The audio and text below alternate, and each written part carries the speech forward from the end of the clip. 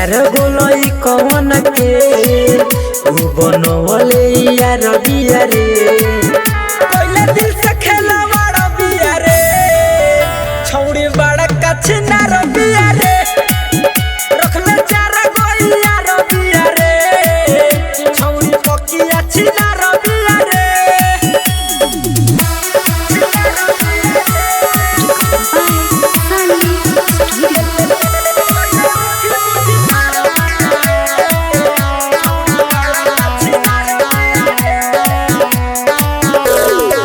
चले डगड़िया नजरिया लड़ावे बुहन से अन देखी ओढ़नी गिरावे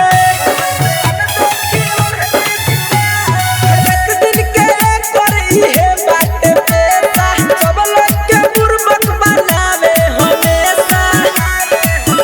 गाँव टोला अगल बगल के उ बनवले भिखार बिया रे पहले दिल से खेला बड़ा बिया रे छौड़ी पकिया छिना रे बिया रे पहले उठी बुझी पार बिया रे छौड़ी बड़ा का छिना रे बिया रे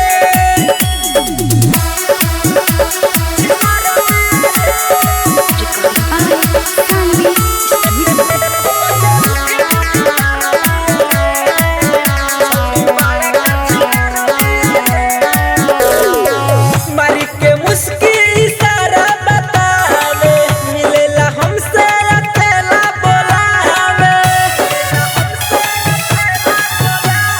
ठाकुर धर्मेंद्र के पूछे न मरद बच्चन बिहारी चलावता गरद